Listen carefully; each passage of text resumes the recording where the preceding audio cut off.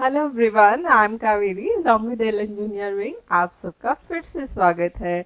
हमने सेल जो चैप्टर है उसकी बहुत सारी वीडियोस अब तक कर दी हैं, जिसमें हमने एनसीईआरटी बेस्ड जो है हमने टॉपिक किए हैं, जैसे हिस्ट्री ऑफ सेल थ्योरी, हमने किया history of microscope, cell wall, cell membrane and nucleus. अब बहुत इंपॉर्टेंट पार्ट है इसका साइटोप्लाज्म।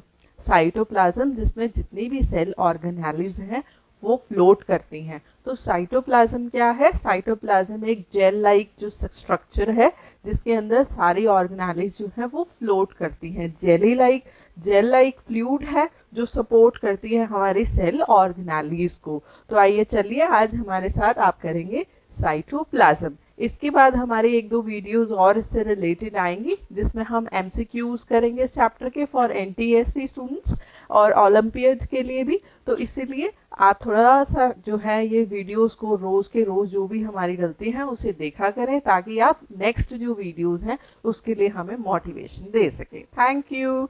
तो आइए चलिए साइटोप्लाज्म। मैंने ये जो डायग्राम है इसमें बहुत फनी वे में बताया है कि हर ऑर्गेनेली का क्या फंक्शन है।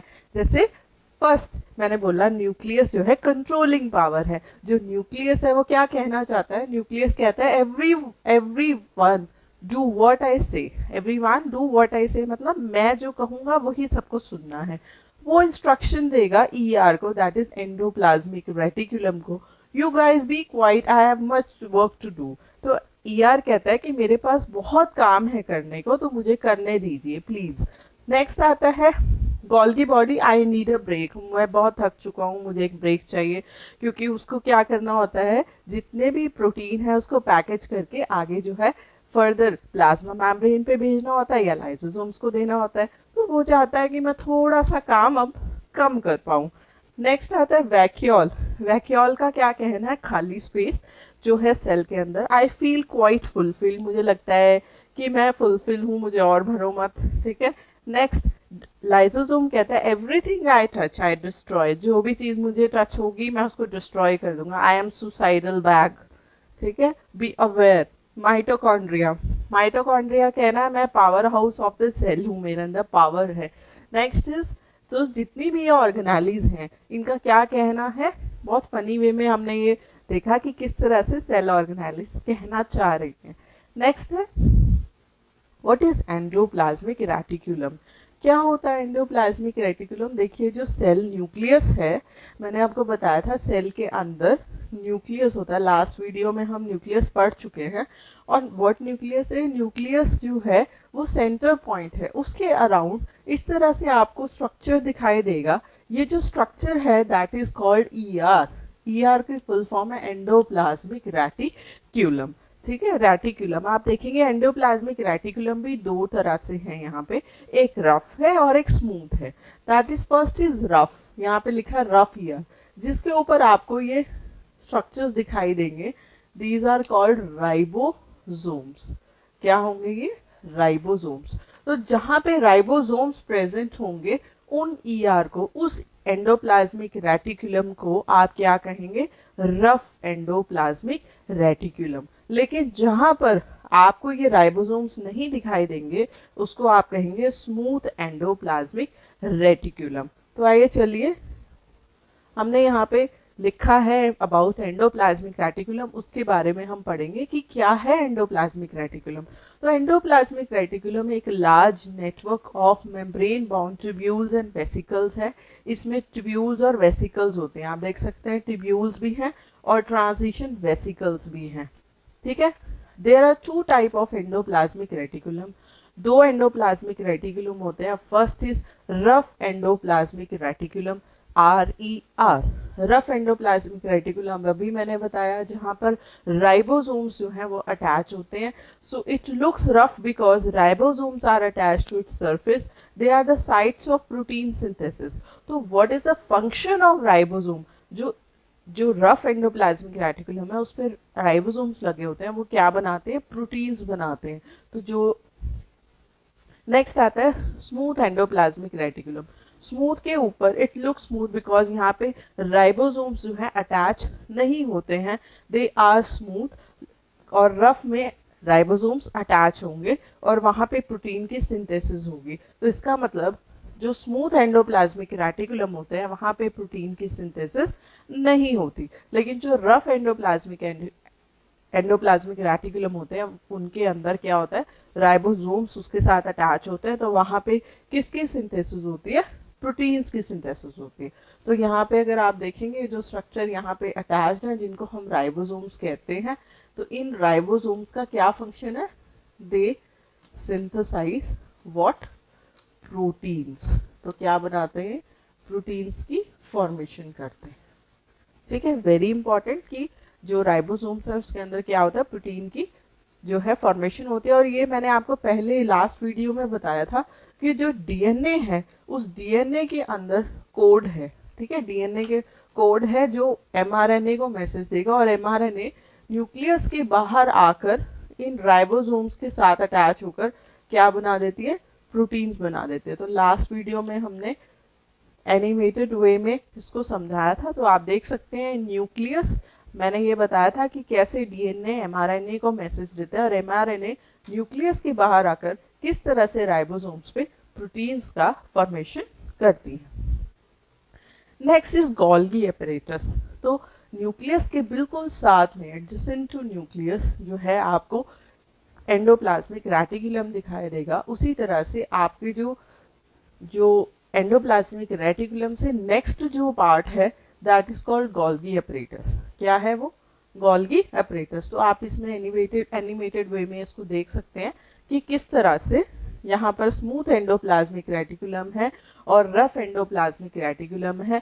यहाँ पे राइबोसोम्स आपको दिखाई दे रहे हैं। ये प्रोटीन्स जो हैं ट्रांसपोर्ट वेसिकल से गोल्गी कॉम्प्लेक्स में जा रहा है। तो ये आप देख सकते हैं यहाँ पे गोल्गी कॉम्प्लेक्स क्या कर रहा है, आगे वेसिकल्स बना रहा है, जिस वेसिकल का नाम है सेक्रेटरी वेसिकल्स, और वो प्लाज्मा मेम्ब्रेन के साथ जाकर जो है फ्यूज हो रहा है। तो इट मीन्स कि जो भी मैसेज है वो ईआर किसको दे रहा है, in the form of transport vesicles, proteins provide कर रहा है गोल्गी apparatus को, और गोल्गी जो है सेक्रेटरी वेसिकल्स बनाकर वो प्लाज्मा मेम्ब्रेन के साथ फ्यूज करा रहा है। तो व्हाट इज गोल्गी कॉम्प्लेक्स, तो जो न्यूक्लियस है उसके साथ वाला जो पार्ट है दैट इज कॉल्ड ईआर यानी कि एंडोप्लाज्मिक रेटिकुलम, और उससे जो नेक्स्ट पार्ट है that is called Golgi complex. तो आइए चलिए गोल्गी apparatus के बारे में हम पढ़ते हैं।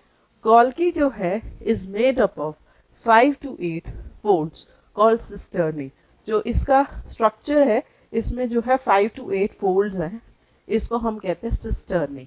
ठीक है, और जो फेस न्यूक्लियस को फेस करता है, जो साइड जो है न्यूक्लियस को फेस करती है, दिस इज न्यूक्लियस, और यहाँ पे रफ एंडोप्लाज्मिक रेटिकुलम है जो हम पढ़ चुके हैं, और इस पे आपको ये दिखाई दे रहे हैं दीज आर राइबोसोम्स। और यहाँ पे जो फेस है that is called cis face. Cisternae का जो फेस है टुवर्ड्स न्यूक्लियस है तो उसको सिस फेस कहेंगे, और जो टुवर्ड्स प्लाज्मा मेम्ब्रेन है उसको हम कहेंगे ट्रांस फेस। हम क्या कहेंगे उसको, ट्रांस फेस। तो जो न्यूक्लियस की तरफ गोल्गी कॉम्प्लेक्स का फेस है that is called cis face, और जो प्लाज्मा मेम्ब्रेन के टुवर्ड्स है that is called trans face. ठीक है, तो इसके जो फोल्ड्स हैं वो 7 to 8 फोल्ड्स हैं, जिसको हम क्या कहते हैं, सिस्टर्नी। क्या कहेंगे हम इसको, सिस्टर्नी कहेंगे। ठीक है, तो इसके अलावा और क्या है गोल्गी apparatus में, आप देख सकते हैं Golgi apparatus modifies proteins and lipid that it receive from endoplasmic reticulum. जो भी वो एंडोप्लाज्मिक रेटिकुलम से रिसीव करेगा कौन, गोल्गी apparatus, वो उसको मॉडिफाई कर देगा, चाहे वो प्रोटीन्स हो चाहे वो लिपिड्स हो।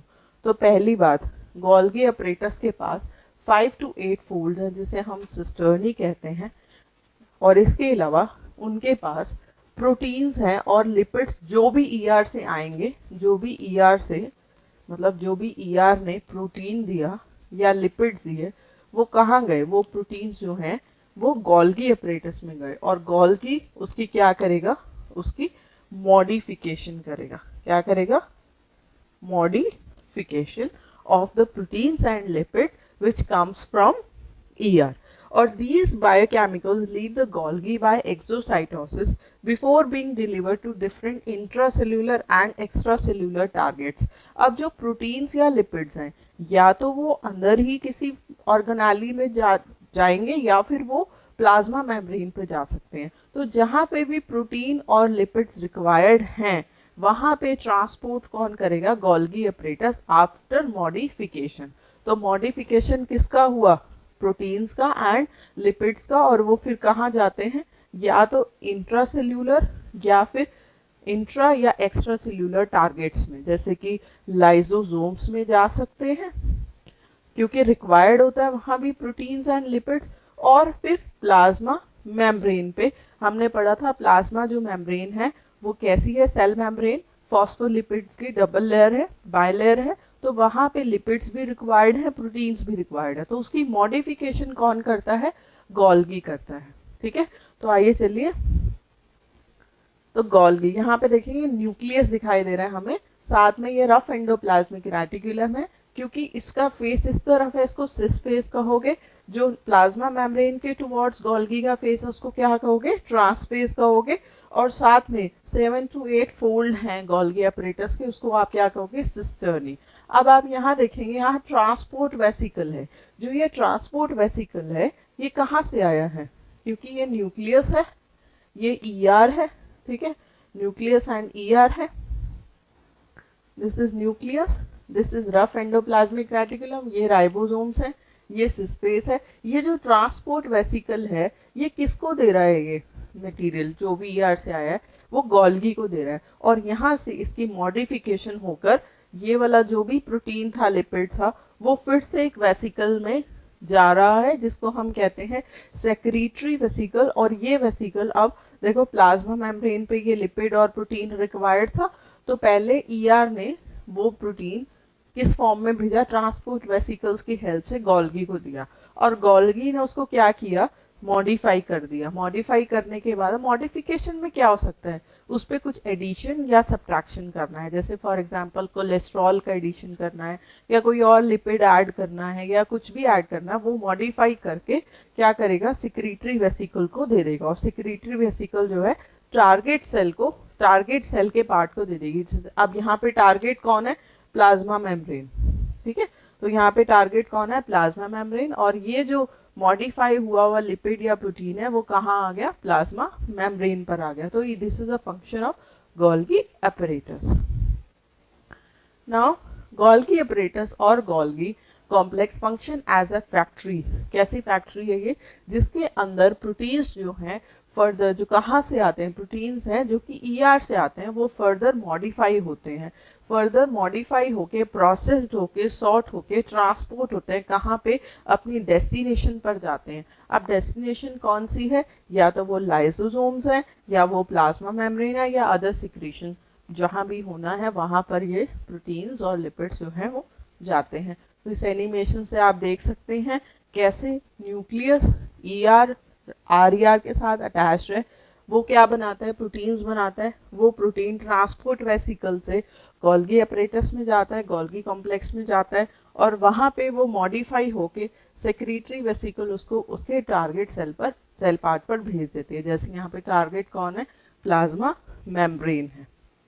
तो ये हमारा ईआर गोल्गी का जो कॉम्प्लेक्स है, जो इनका जो यूनियन से ये वर्क कर रहे हैं, ये बहुत इंपॉर्टेंट पार्ट है, very important for your NTSC, for your other competitive examination, कि कहाँ पर लिपिड्स और प्रोटीन्स की जो है फॉर्मेशन होती है। तो फॉर्मेशन तो ईआर पर ही हो रही है, राइबोसोम्स बना रहा है, लेकिन उसकी मॉडिफिकेशन इंपॉर्टेंट है जो कि गोल्गी कॉम्प्लेक्स करता है। न्यूक्लियस के टुवर्ड्स उसका फेस है दैट इज सिस फेस, जो प्लाज्मा मेम्ब्रेन के टुवर्ड्स है that is trans face. So next is mitochondria. देखिए माइटोकॉन्ड्रिया किस तरह से जो है पूरी पावर के साथ कह रहे हैं I am the power house of the cell. क्यों पावर? भाई कहाँ से आई ये पावर इसके पास? माइटोकॉन्ड्रिया एक सेल ऑर्गेनाइज है, जैसे और अदर ऑर्गेनाइज है उसी की तरह से माइटोकॉन्ड्रिया भी एक ऑर्गेनाली है जो कि power house of the cell है। किस तरह से ये पावर हाउस है? हम देख सकते हैं कि जो माइटोकॉन्ड्रिया का स्ट्रक्चर है वो किस तरह से है, वो क्या दर्शाता है कि किस तरह से ये फंक्शन करता है for providing energy to the cell. कैसे? सो फर्स्ट जो माइटोकॉन्ड्रिया उसकी आउटर मेम्ब्रेन है, ठीक है। नेक्स्ट उसकी एक इनर मेम्ब्रेन है, और जो फोल्ड्स हैं उसको हम क्रिस्टेई कहते हैं, और जो इसका लिक्विड पार्ट है उसको हम मैट्रिक्स कहते हैं। सो क्या स्ट्रक्चर है माइटोकॉन्ड्रिया का? Outer, first is outer membrane, it protects the mitochondria. जो आउटर मेम्ब्रेन है वो उसको क्या करती है? प्रोटेक्ट करती है, वेरी इंपॉर्टेंट। और let small molecules in and out, जो आउटर मेम्ब्रेन है सिर्फ स्मॉल मॉलिक्यूल्स को इन एंड आउट करती है। Next is inner membrane, inner membrane जो है उसके अंदर प्रोटीन्स होते हैं। इनर मेम्ब्रेन कंटेन्स प्रोटीन्स, उसका क्या फायदा है? That function to make ATP. तो यहाँ पे क्या फॉर्म होता है? एटीपी, क्योंकि यहाँ पे एटीपी बन रहा है, ठीक है।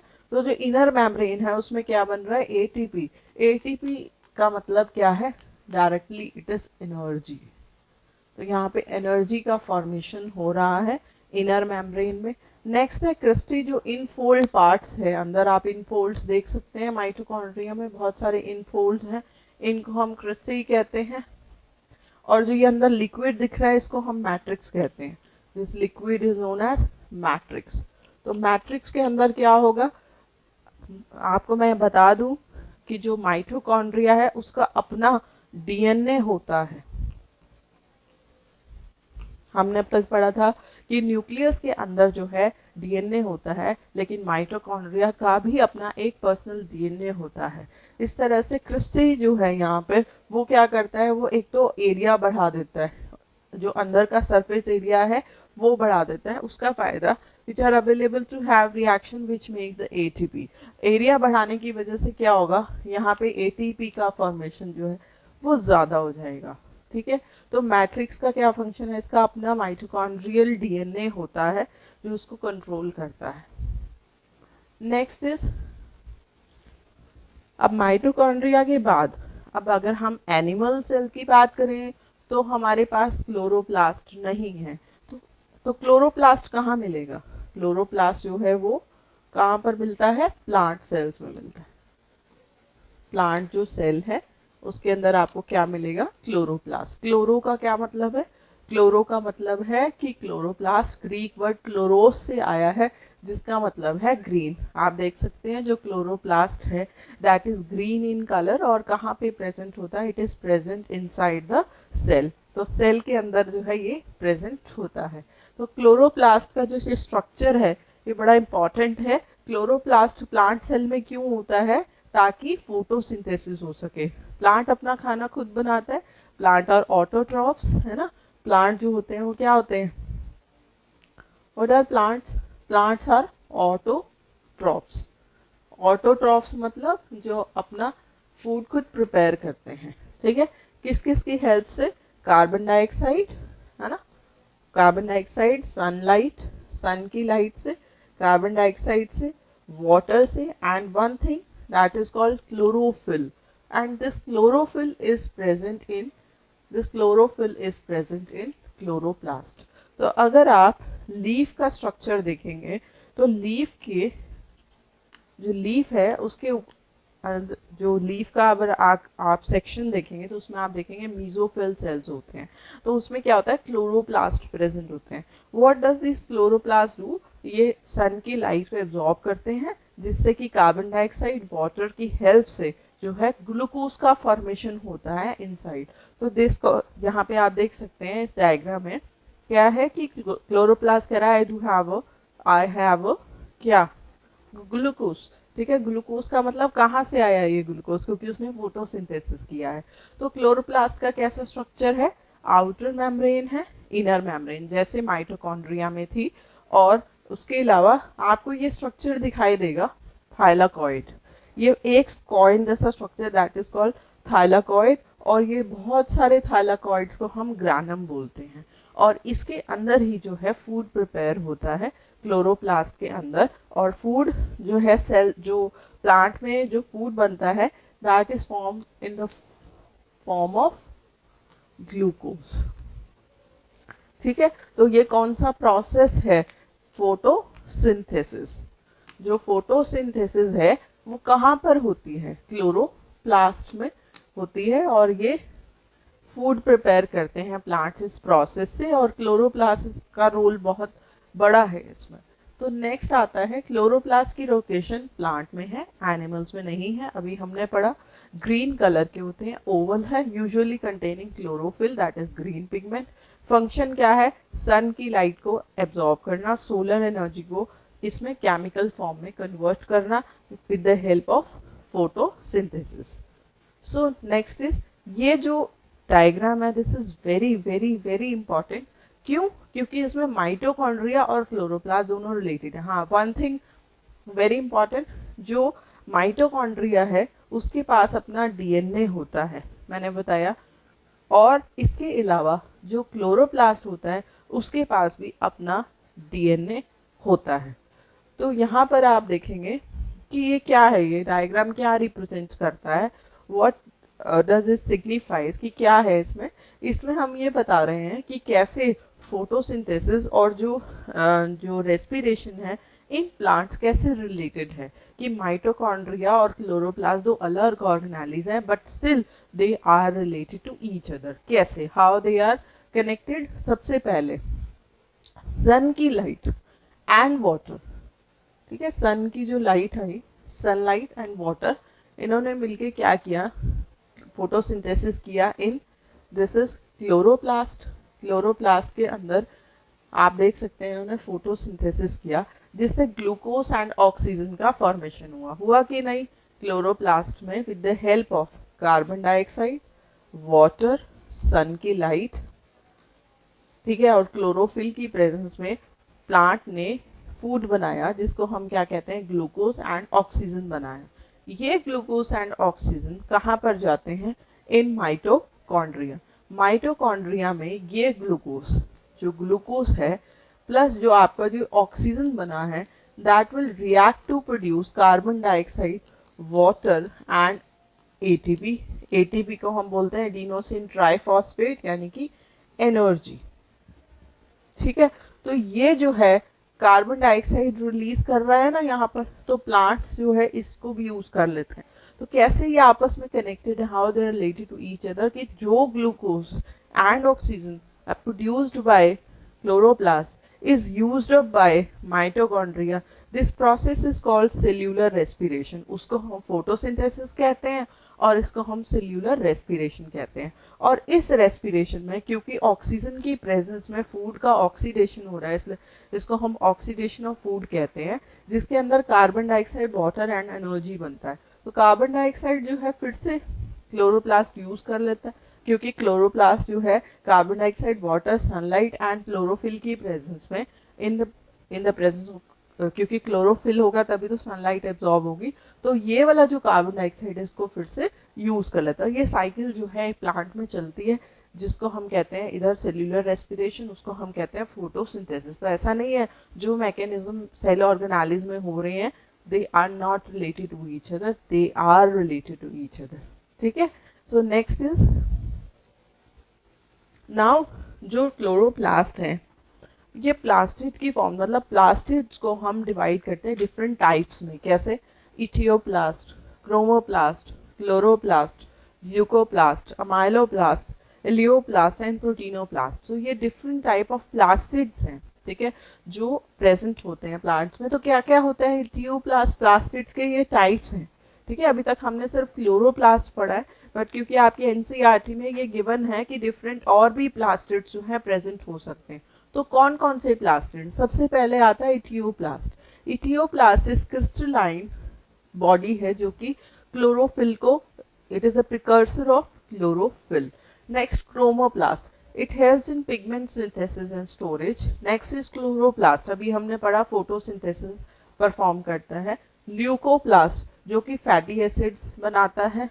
अमाइलोप्लास्ट जो कि स्टार्च एंड शुगर्स को स्टोर करके रखता है। इलेओप्लास्ट जो कि लिपिड्स और ऑयल्स को स्टोर करके रखता है। प्रोटीनोप्लास्ट जो कि प्रोटीन को जो है एक्टिविटी, एंजाइम एक्टिविटी के लिए जो है वो फेमस है। और नेक्स्ट, हाँ, ये प्लास्टिक के टाइप्स हैं जो आपके एनसीईआरटी में भी गिवन है, and you must aware of these plastic, क्योंकि हम सिर्फ क्लोरोप्लास्ट पे ही फोकस नहीं कर सकते। This is 9th standard topic, ठीक है। सेल जो है एक 9th स्टैंडर्ड का अगर टॉपिक उठाएं और एनसीईआरटी को देखें, तो ये वाली जो चीज़ें हैं ये it is very important for your NTSC और अदर कॉम्पिटिटिव एग्जाम्स के लिए। तो ये जो है ना क्लोरोप्लास्ट, तो एवरीबॉडी नो कि क्लोरोप्लास्ट में क्लोरोफिल होता है, फोटोसिंथेसिस होता है, and some are not aware of even about chloroplast. But लेकिन उसके अलावा एक्स्ट्रा जो है पार्ट वो प्लास्टिड्स का है, तो आपको पता होना चाहिए कि और प्लास्टिड्स के क्या क्या फंक्शंस हैं। So now next is what are lysosomes. याद है जो मैंने अभी आपको एक डायग्राम बताया था फनी वे में, उसमें उसने क्या बोला था कि अगर मुझे जो भी टच करेगा तो मैं उसको डिस्ट्रॉय कर दूंगा। This one lysosome said everything I touch I destroy. ऐसा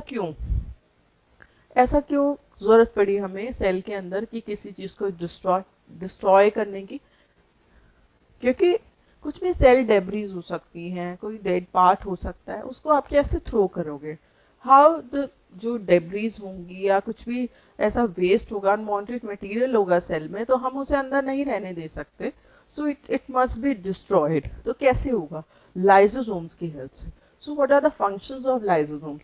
little stomach of the cell है, डाइजेस्ट करता है मैक्रोमोलिक्यूल्स को, क्लीन अप करता है सेल को, कुछ भी ब्रोकन हुआ है सेल में या ऑर्गेनाली हुई या कुछ भी, उसको वो क्या करता है with the help of digestive enzymes यहाँ पे प्रेजेंट होते हैं, और ये क्या करता है उसको तोड़ देता है।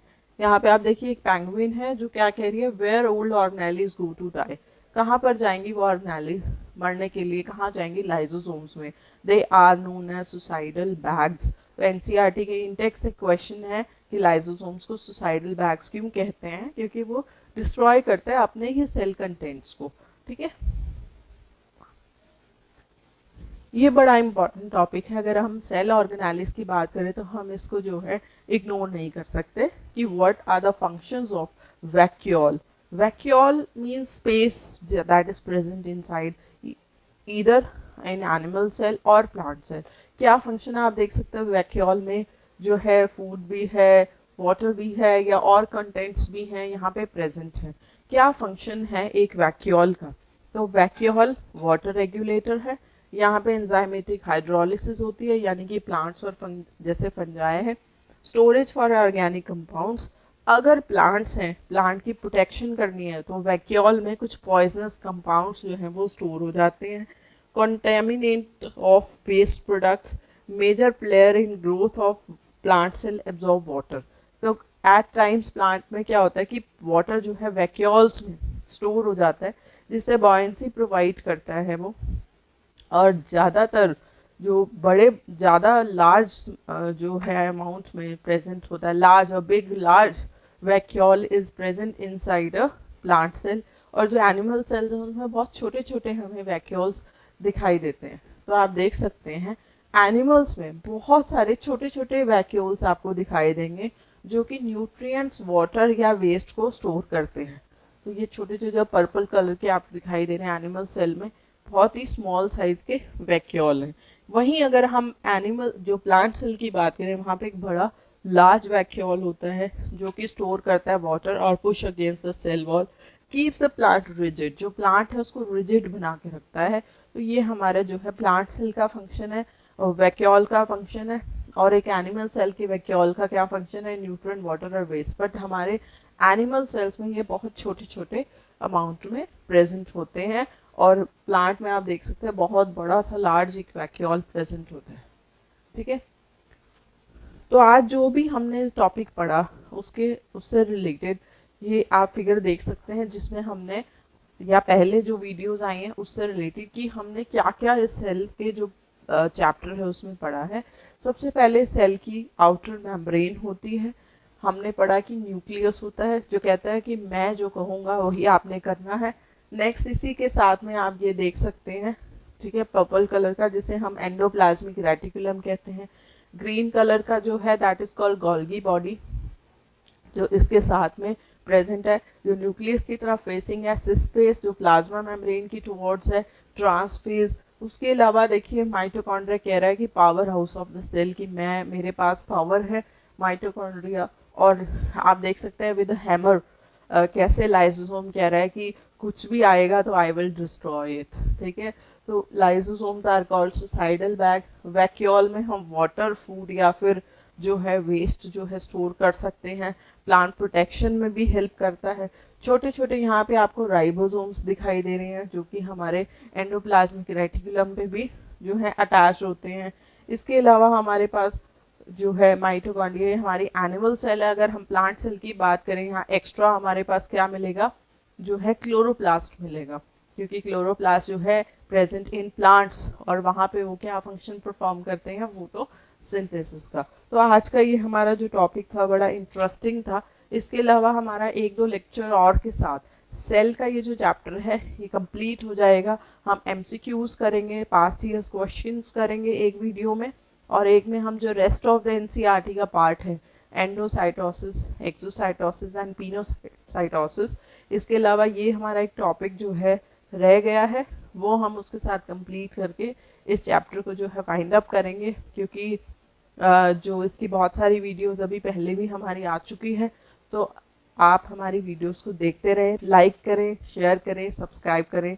हमेशा हम आपसे यही चाहते हैं कि हमारी वीडियोस को ज़्यादा से ज़्यादा अगर आप शेयर करेंगे तो हम और ज़्यादा वीडियोस को अपलोड कर पाएंगे। आप हमें मोटिवेट करेंगे ये सब करने के लिए। आपका बहुत बहुत बहुत बहुत धन्यवाद एलन जूनियर विंग के साथ। Thank you all.